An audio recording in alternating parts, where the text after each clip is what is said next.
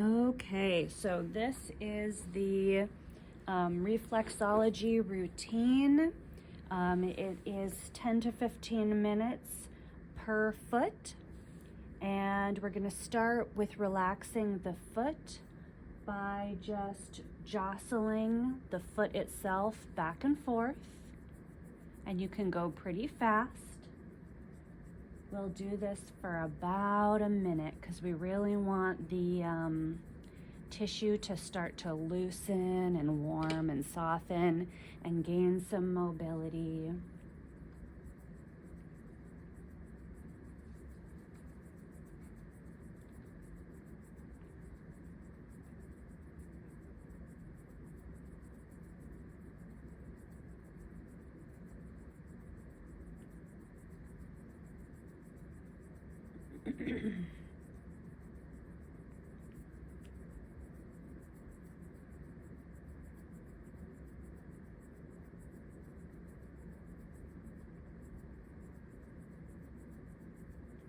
So coming up on a minute, now we're going to jostle the ankle. So we move our hands down to by the malleoli and we jostle that ankle back and forth, and we're going to do that for about a minute as well.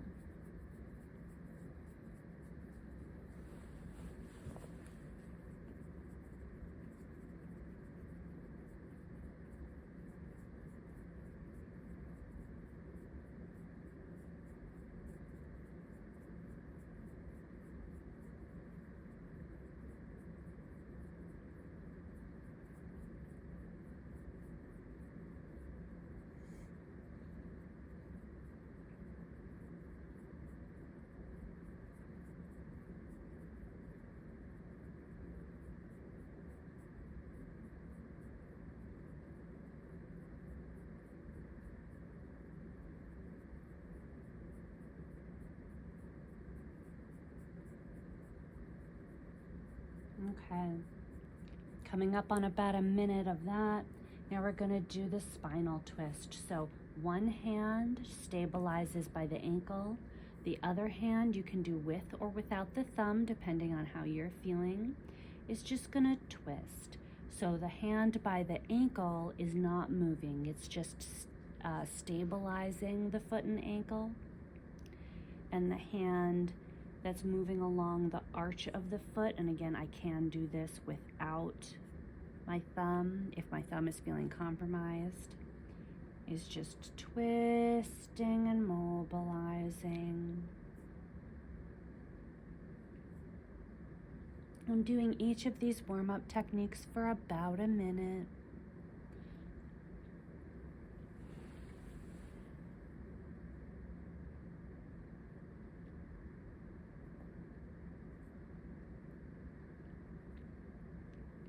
Coming up on a minute for this one. The next one, I'm going to brace the back of the foot, and using the back of my fingers, not the knuckle, the back of the finger, I'm going to press and knead the ball of the foot. I can roll through, I can press and squish and release, and I can do some twisting. I'm just generally using this tool to warm and knead and manipulate the ball of the foot here, which in reflexology, this is the area for the lungs and chest and upper back.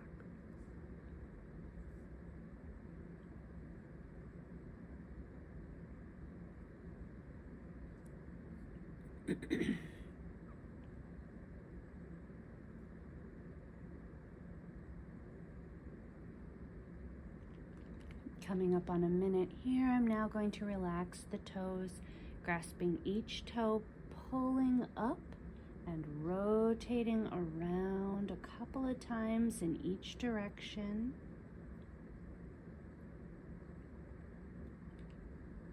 And then going to the next toe, tractioning up and rotating around. Going back the other direction.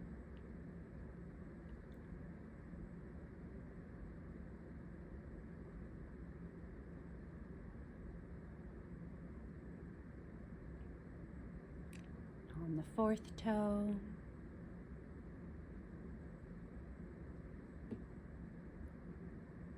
And on the fifth and last toe.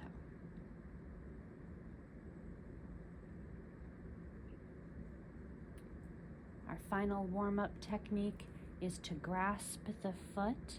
Now for this time, and ring, we're ringing the foot. This time I've got, instead of both hands on one side, I've got one hand on either side.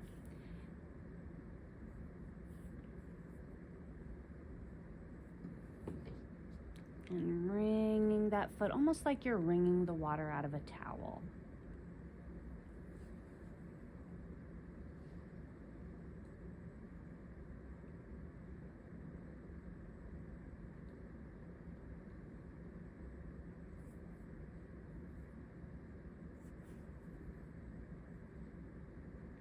This would be another one where if I felt my thumbs were compromised, I could conceivably try and do this technique without thumbs. Probably would take a little bit of practice, but I could do it.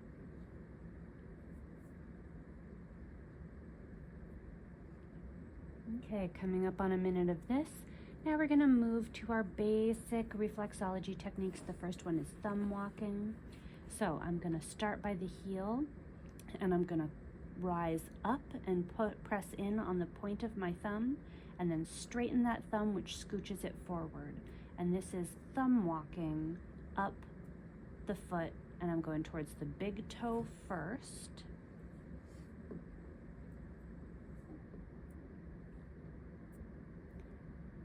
And the idea is I'm coming in, and I'm gonna go along those vertical channels, those 10 zones, 5 on each foot, and I'm just clearing the energy along that channel.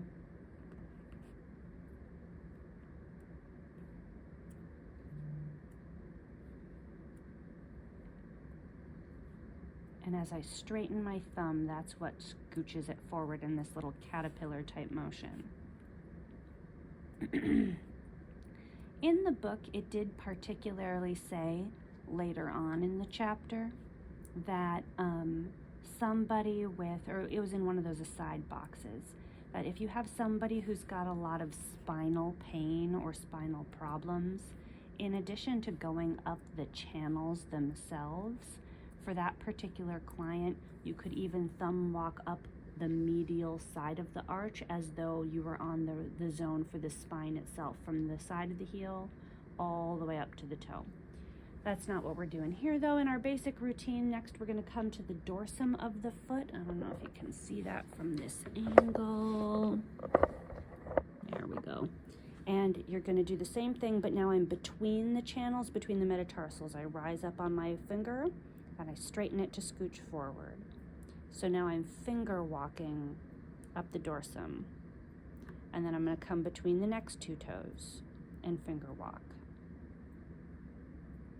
And between the next two. So I've got 5 lines on the plantar surface of the foot using my thumb, and 4 lines on the dorsum of the foot using my finger. And now I'm going to start some of the kneading, more petrissage techniques on the plantar surface of the foot. And the first one is rotating around a point, so keeping a really stable thumb. I'm going to use this hand as my working hand, really stable thumb. My holding hand is going to rotate the foot around so that the effect is I'm kneading and rotating into whatever point I choose. Now, if I were doing a targeted reflexology session, this would be where I would choose the point for like the heart or the liver or whatever. In a generally supportive relaxation reflexology session, I'm just being good and thorough, choosing a few points around the foot, and this holding hand is rotating that foot around so that my hand can be good and stable. And I'm not straining the saddle joint of my thumb by trying to twiddle or knead with my thumb. So it's rotating around a point. Now I'm going to pivot around a point, which it's not really like a point. What you're doing is you're thumb walking, but at the same time I'm thumb walking, I'm gonna bring the foot in, so I end up going diagonally, swooping across the foot. So I'm starting on the inside, and I'm gonna thumb walk, but I'm also gonna rotate or pivot the foot so that as I come along, my path across the foot is moving out diagonally.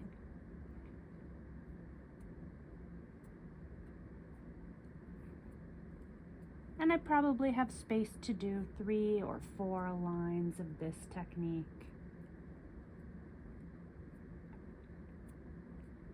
Now I'm going to flex into a point, and this would be another targeted one where I just keep a stable thumb and I'm using my holding hand to just press the foot into my thumb.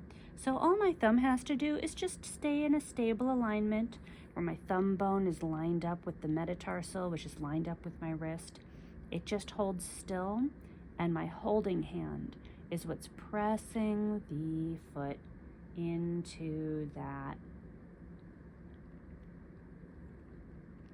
thumb.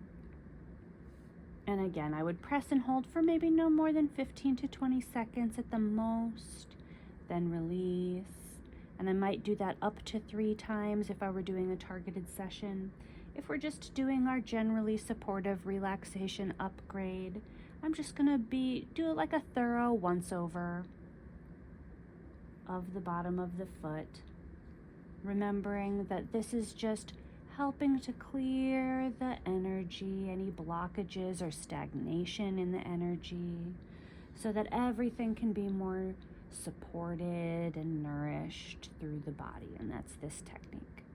The very last technique is a hook and back up. So we would use a point, like say the pituitary point, or maybe the point for the gallbladder or the heart, and we would rise up on the thumb, and then you can't see it on camera maybe, but I'm gonna push with the thumb and pull back and hold. And again, I would only hold that for maybe 15 to 20 seconds. I can do that on any point. I can rise up on the thumb and then push and pull back. Rise up on the thumb, push and pull back, right? Or it's a back up. Yeah, you get it. Anyway, so we're gonna hook the tissue and back up. And again, this would be something that I would do that hold for 15 to 20 seconds on that heart point or that pituitary point, and then release. In our supportive session, again, we'll probably just choose a couple of points, do that a few times, and then that side of the foot is done, and you would do that same thing again on the second foot.